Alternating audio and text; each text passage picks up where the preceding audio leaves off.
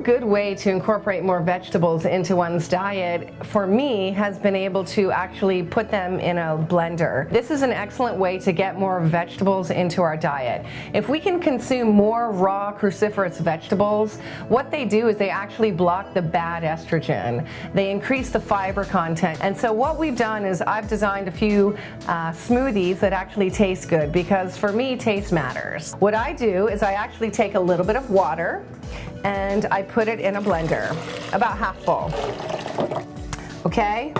Then I take acai. This is actually a beautifying superfood, about 2 ounces. This is wild harvested. This comes from Genesis Today. All of their products are wild harvested, which far exceeds organic. I like to use a raw protein powder, and this is an excellent protein. It is a hemp-based protein and brown rice. We put a little scoop here because then this can become a meal replacement. I also use some of this, which has extra cruciferous vegetables and fiber. So it's got about 17 grams of fiber in this scoop. Okay, I like to use bok choy. This is baby bok choy. I generally find it at Asian markets. We're gonna put some of that in there. And this is a large bok choy, okay? We'll put a little bit of this in there too. Okay. Then I like to combine about a half a cup of cucumbers. I generally have a ratio of about 3 cups of vegetables to about 1 cup of fruit, okay? So we'll put a little cucumber in there. Rhubarb is one of my favorites. It's actually a vegetable and it's tart and tangy and it's very low glycemic. Put about a half a cup of rhubarb. I generally put a half a cup of blueberries and then about a half a cup of strawberries. That's about 4 strawberries. So I like to add some ice.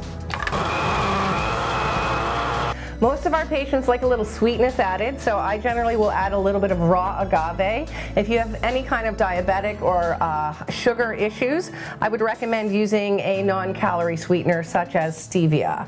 You can even get your own stevia plant, put a few leaves in there.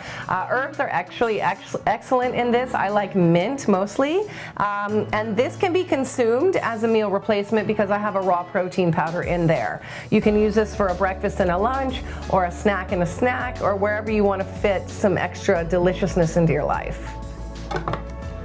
This is an easy way to get vegetables into your diet that you probably normally wouldn't consume raw.